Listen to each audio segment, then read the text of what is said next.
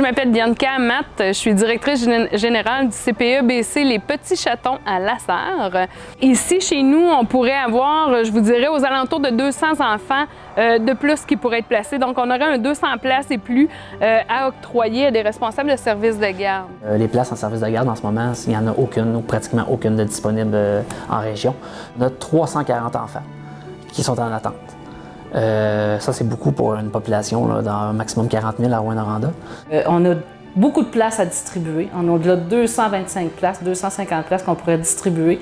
Malheureusement, c'est le manque de requérantes, la pénurie de main-d'œuvre qui fait en sorte qu'on ne peut pas offrir ces places-là. C'est assez clair qu'il y a un besoin criant du côté des services de garde. Le ministère est en train de travailler à l'amélioration des conditions des services de garde en milieu familial. Le ministère de la Famille a émis des incitatifs financiers très intéressants, dans le fond, qui touchent l'ensemble des services de garde, autant pour quelqu'un qui veut démarrer son service de garde que quelqu'un qui est établi depuis plusieurs années. Probablement des allègements administratifs pour les responsables de garde qui fait que ça faciliterait leur quotidien au niveau de...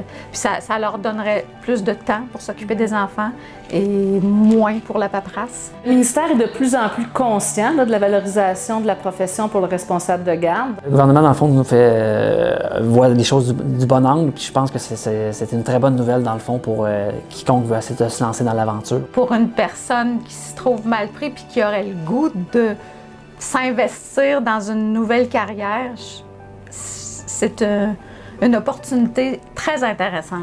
Pour moi, la plus grande qualité qu'on a besoin d'avoir pour avoir un service de garde en milieu familial, c'est la passion des enfants. C'est sûr qu'il faut avoir de la patience, mais ça, je pense que c'est naturel. Quand tu aimes l'enfant, tu veux son bien-être. La communication, ça aussi, c'est vraiment le fun quand on est bon dans la communication parce que plus on communique bien avec l'enfant, plus l'enfant apprend à bien communiquer. Plus on communique bien avec le parent, on fait un travail d'équipe ensemble pour stimuler, développer comme il faut l'enfant. On a toutes nos qualités, on a tous nos défauts, on a tout notre savoir-faire.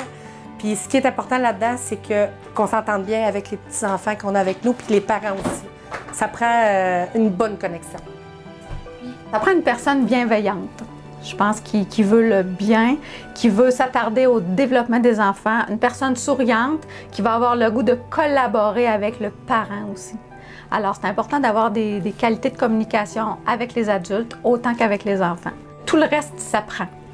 Si j'aurais un message à transmettre à toutes celles qui se demandent ce qu'ils pourraient faire comme carrière qui comblerait les besoins de la famille, je dirais, venez-vous-en comme collègues, en responsable de services éducatifs, on transmet nos propres valeurs, on transforme notre milieu comme on le souhaite, on adapte notre horaire, on ajuste notre salaire en fonction des besoins de la famille aussi. On peut décider de prendre seulement 4 enfants ou 6 enfants. Tout est adapté. Moi, si j'ai une chose à dire aux parents qui sont à la maison avec leurs enfants en fin de congé de maternité ou quelqu'un qui réfléchit à la possibilité d'ouvrir un service de garde, c'est allez-y, foncez, faites-le parce que ça en vaut la peine. Qu'il n'y a rien de plus merveilleux d'être payé à être avec ses enfants puis à les aider à se développer comme tu le veux. La petite enfance, c'est un monde merveilleux. Donc, l'avoir chez soi, c'est encore plus merveilleux.